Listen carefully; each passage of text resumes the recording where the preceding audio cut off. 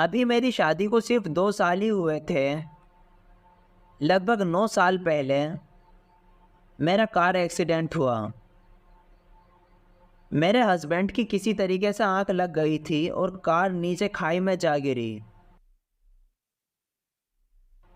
उन्होंने कार से कूदकर खुद को किसी तरीके से बचा लिया। मैं उनके लिए खुश हूँ, लेकिन मैं कार के अंदर ही रह गई। मुझे काफ़ी चोटें आईं। लिस्ट थोड़ी लंबी है, डरिए नहीं, अब मैं बिल्कुल ठीक हूँ। मेरे राइट हेड में फ्रैक्चर हुआ, कलाई में फ्रैक्चर हुआ, shoulder bone and collar bone टूट गए, पूरी पसली टूट गई और पसली की इंजरी के कारण लंग्स एंड लिवर्स भी बुरी तरीके से इंजर्ड कर गए। मैं सांस नहीं ले पा रही थी। I lost urine and bowel control. इसलिए मैं जहाँ भी जाती हूँ मुझे बैग पहनना पड़ता है। लेकिन इस इंजरी ने मुझे और एक व्यक्ति के तौर पर मेरी लाइफ को पूरी तरीके से बदल दिया। जीवन जीने को लेकर मेरा परसेप्शन रीढ़ की हड्डी की चोट थी। मेरे बैकबोन की प्री वर्टेब्रा पूरी तरीके से चूरे हो गए और मैं ज़िंदगी भर के लिए पैरालाइज्ड हो गई। ये एक्सीडेंट एक छोटे से प्रांत बलूचिस्तान की सरहद से एक दूर दराज इलाके में हुआ था, जहाँ ना कोई प्राथमिक चिकित्सा थी, ना हॉस्पिटल था और ना ही एम्बुलेंस। मैं उस गिरी हुई कार में थी। कई लोग बचाने के लिए आए। उन्होंने मुझे सीपीआर दिया और कार से बाहर निकाला। और जब वे मुझे कार से बाहर निकाल रहे थे तब मेरी रीढ़ की हड्डी का पूरा लेना देना हो गया।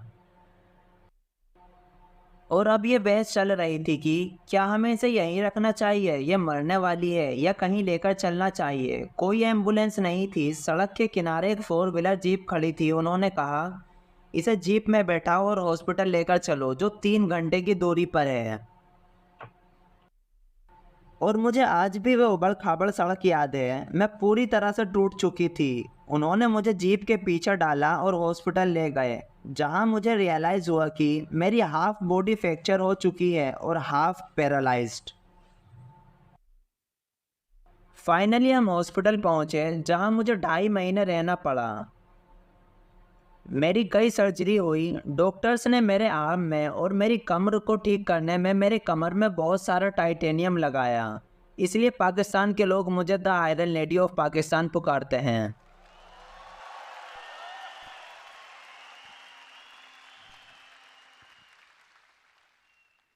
कभी कभी मुझे आश्चर्य होता है कि मेरे लिए इन सब का दोबारा जिक्र करना कितना आसान है। और किसी ने ठीक ही कहा है कि जब आप अपनी कहानी शेयर करते हैं और ये आपको रुलाती नहीं, तो इसका मतलब यह है कि आप ठीक हो गए हैं।